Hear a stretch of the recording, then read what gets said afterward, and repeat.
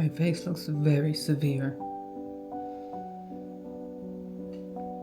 More grays. Oh man, more graying. My baby hairs are graying.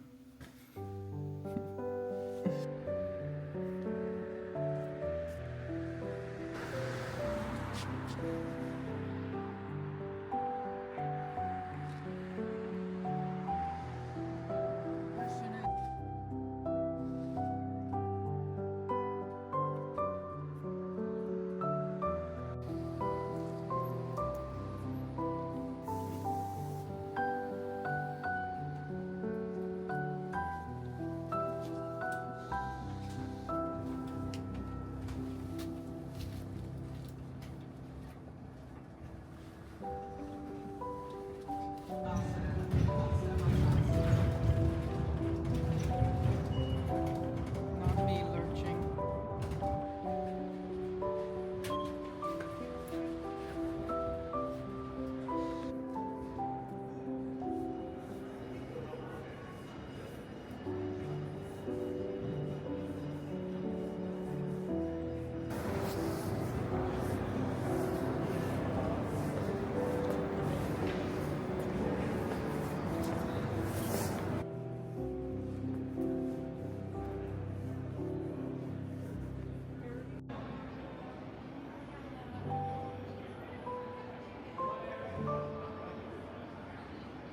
Totally changes when you put it on the string.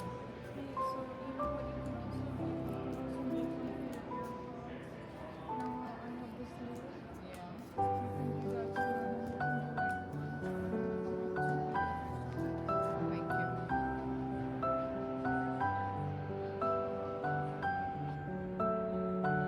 You want to finish it? You sure? Okay.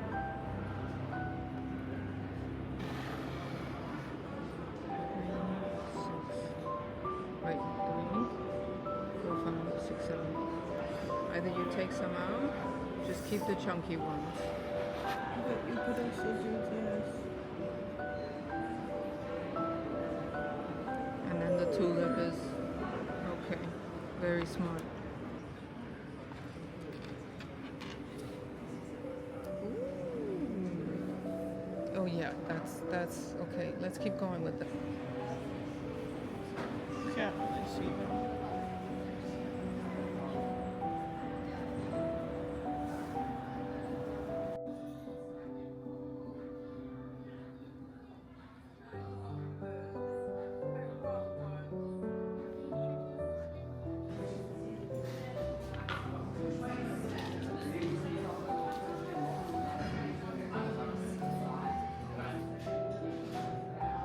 Someone's really hustling for a bite.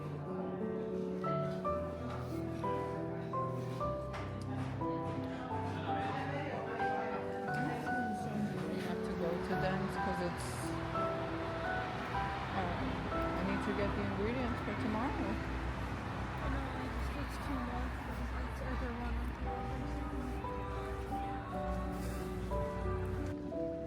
or here she doesn't look it, but in that interview she looked so overacting. Yeah, she did. Oh, I need one.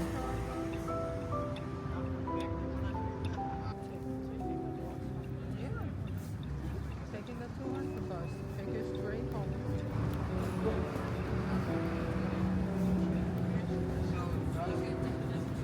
Oh, it smells like a toilet here. Oh my god.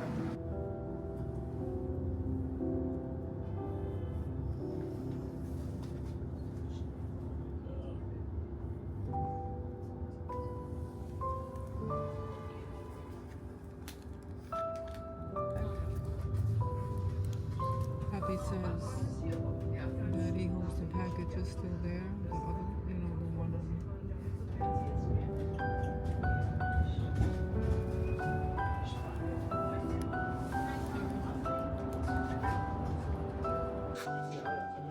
Baba is nauseous. I'm nauseous too. I love spending the day with you.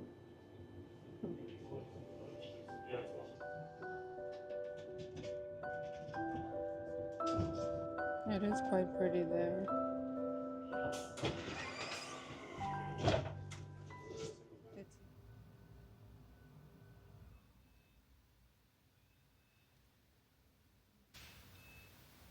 So I'm reading this. Well, first of all, I'm hiding out in daughter's room because she's printing out her hear me outs and she doesn't want me to see. So I'm hiding in her room and I'm reading, and I'm sampling this short story by Fredrik Backman. Well, first of all, I haven't read any of his books. I've been really wanting to read Beartown, and I think I'm going to read it next. But I love this opening. It says, Lucas is happy. This is a very provoking thing to the world because people aren't supposed to be happy. They're only supposed to want to be happy. Because how otherwise are you supposed to be able to sell things to them? More than anything, people are supposed to pretend to be happy on the internet so that other people are reminded of how unhappy they themselves are by comparison. Humanity has a system. But Lucas, he's just happy. It wasn't even particularly difficult. All he did was to remove the one thing that makes almost all people unhappy: other people. Whatever they want, the answer is no. And that's the name of this book, the short story. It's called The Answer is No by Fredrik Backman. Oh, it's so... Somebody ring my bell. I think they did. I'm going to sit here and finish my story. Oh, I finished the sample already. Okay, I'm going to go to... it's €2 for the story.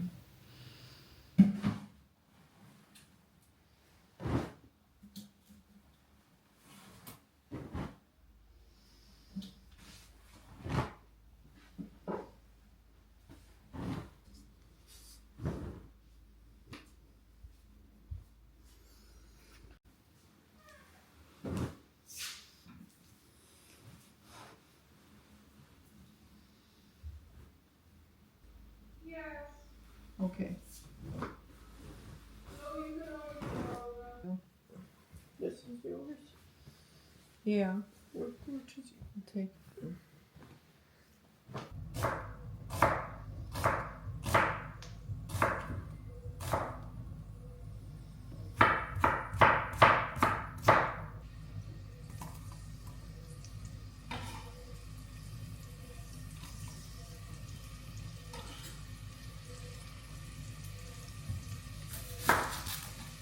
That's okay. Are you gonna use this? For most people, St. Mark's Day came and went without note. It wasn't a school holiday, gyms or festivals. There were no St. Mark's Day sales, no St. Mark's Day cards in the store racks, no special television programs that aired only once a year. They were unaware that St. Mark even had a day named in his honor. But the day, as Brooke sat shivering on the stone wall, she reasoned that at least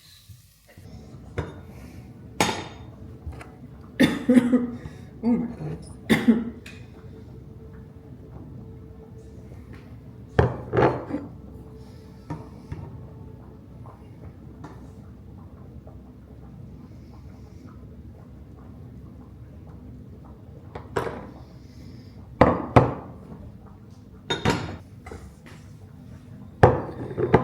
Do you want a lot of liquid or less? Or like that? Like, Okay. You want some hot sauce? You want some hot sauce? you're the white one. Oh, here, you can take it. No, it's okay. You sure?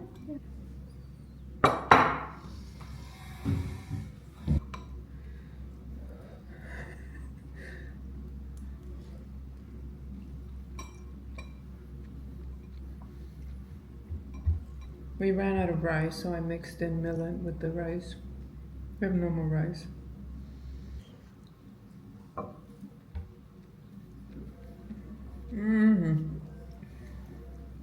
I think I want some hot sauce.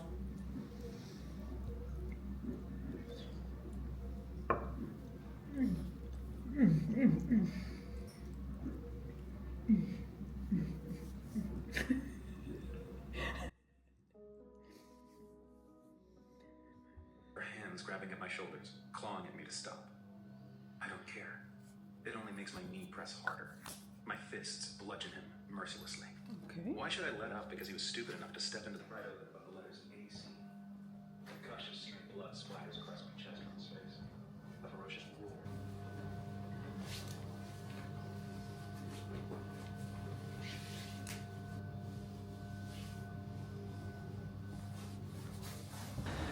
I am headed now to get some groceries. My refrigerator is empty. It's completely empty. I think I have a carrot left, which is nice because I used up all my produce. But I'm out of rice. Okay, the wind is literally pushing me. I'm listening to this audiobook. I have my AirPods in, and it's a recommendation from a student. And I'm really, really enjoying it. The audiobook narrator literally for like 60 seconds started naming all the content warnings. So we'll see what I have coming for me. The sky looks extremely ominous and foreboding. Basically doom. Another day of doom sky.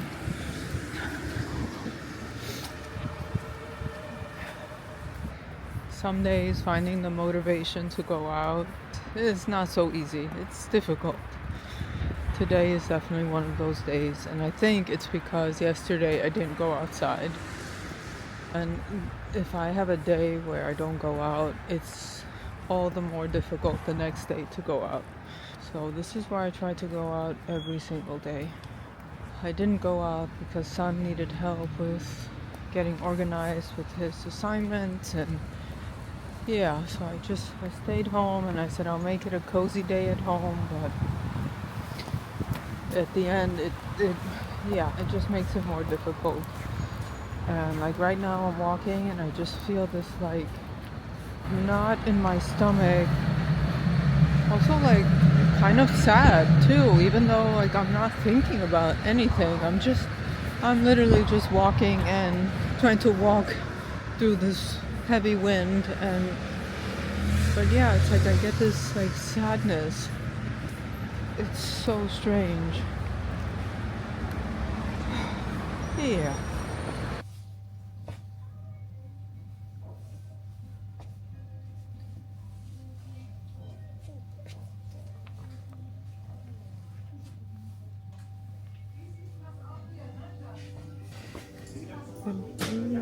I like peppermint and I love the almond. Let's see. Yeah, I'll go for almond.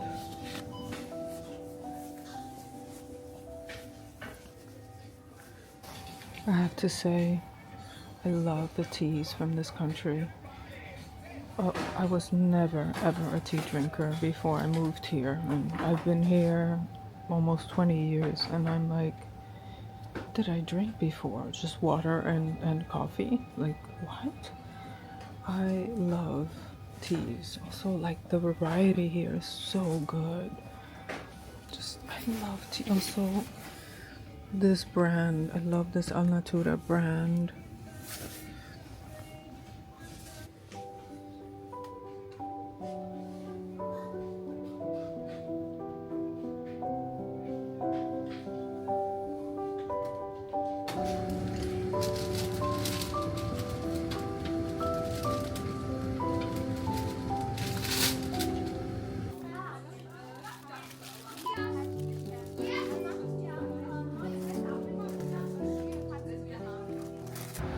I'm so glad I went out.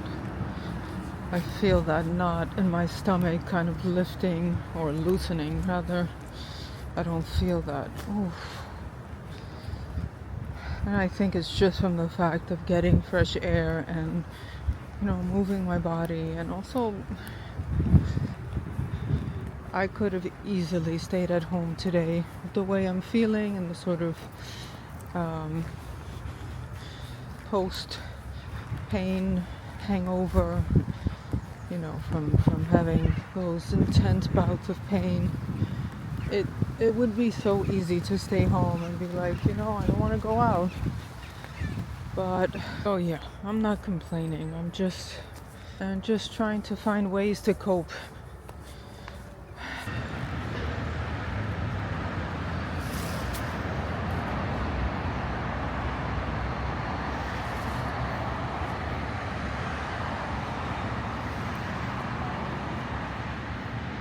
The other thing I wanted to say is that I'm the kind of person who's very used to and comfortable spending a lot of time alone.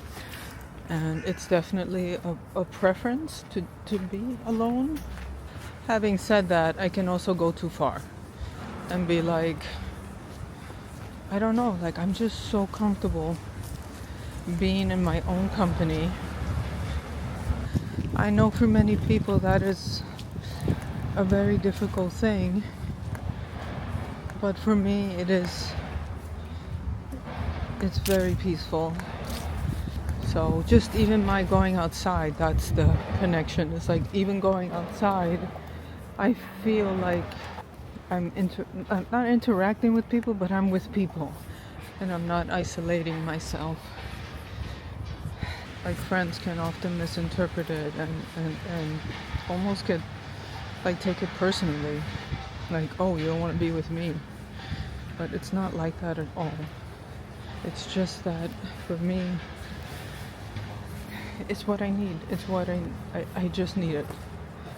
It's nothing against anyone else. It's just my own thing.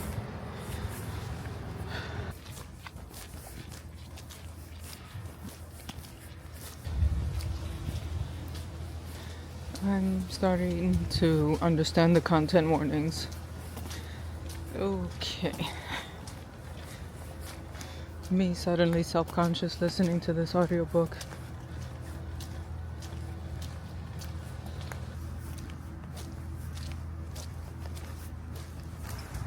Listen, I'm not a prude, but oh my god. Also, there are kids coming out of school right now, so I feel like they can hear my audiobook.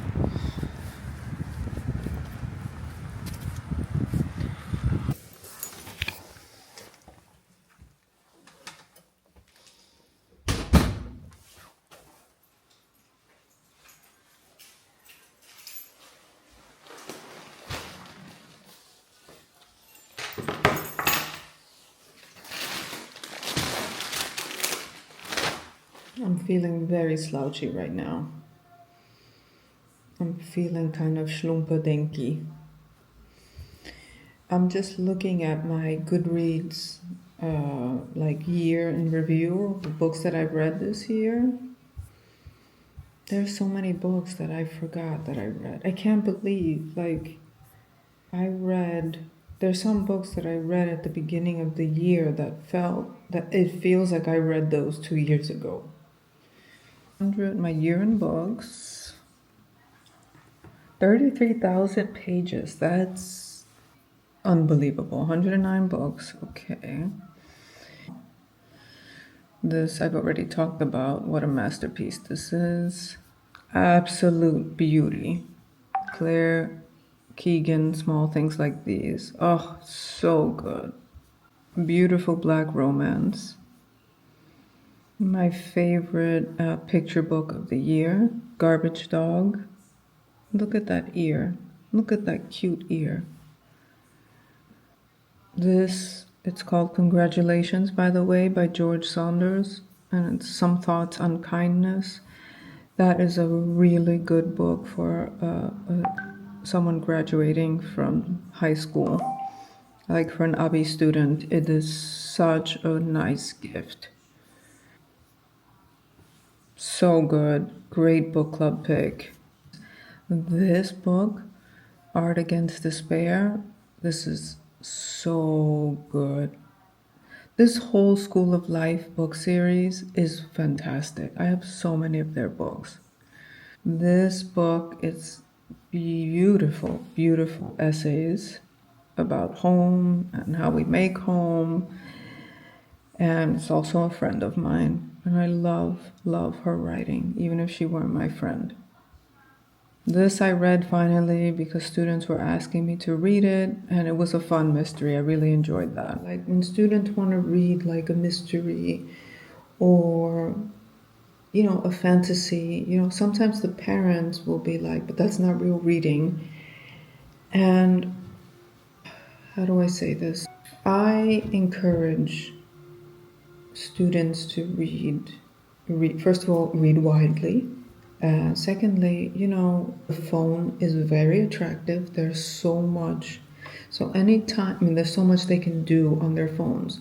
So anytime they're reading, for me, it's a kind of success.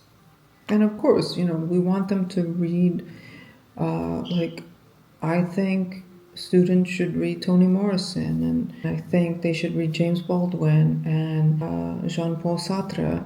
And, I have a range of books that I think are not only beautiful and they're classics and they've held up, but it's also okay if they're reading fantasy, or it's also okay if they're reading an age-appropriate romance. And I feel like it's often parents who have these ideas of like what's reading and what isn't reading. Let people explore their taste. Just allow them that ability to explore. That's all I'm saying. I will meet any student wherever they are in their journey of reading. And when it comes to students, it's often that I have more bandwidth with students, more so than with adults my age telling me, well, why do students need content warnings in their books? And I'm like, excuse me? Why does that offend you so much? What is wrong with a student wanting to know if there is the death of a parent in the book? What is wrong with that? We don't know the mental health of anyone. And I know when I'm really down in the dumps, as we say in New York, do I want to read a book about a person who gets raped, even if the ending is happy? No, no, no, no, no, no, no. Or sad books, even if they're beautifully written. I did that throughout my entire late teens and 20s, and even up to my 30s, where I was like, sad books all the way. And since COVID, I was like, I'm not in a place to read about devastation. Now I feel like I can handle it, but even handling it means I have to tell myself, this is just a book, this is just a book, it is fine, it's fine. Like, I'm just very sensitive. For me, my biggest trigger warning, my biggest trigger, and people are gonna hate me for saying this, but like, if an animal dies in a book, like via torture, like if someone hurts a dog, like, I don't care. I don't care if it is a masterpiece. I will not read that anymore.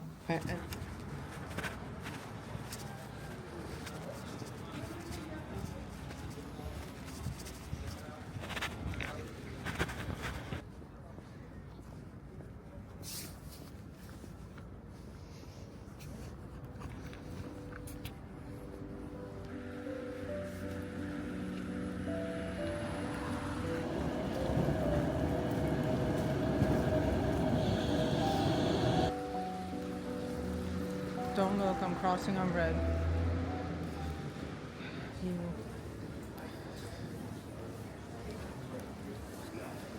Let's stop. Hello there.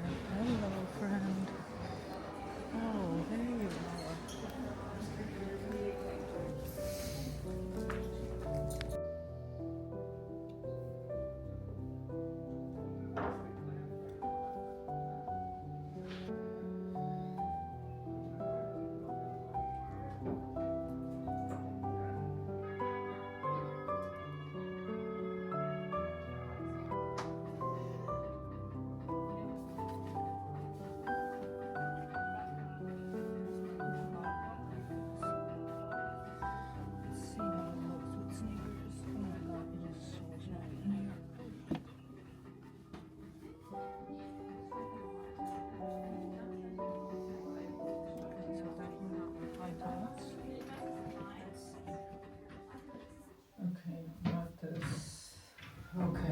see, what I want to do is take out all of his sweatshirts. I know what fits, what doesn't.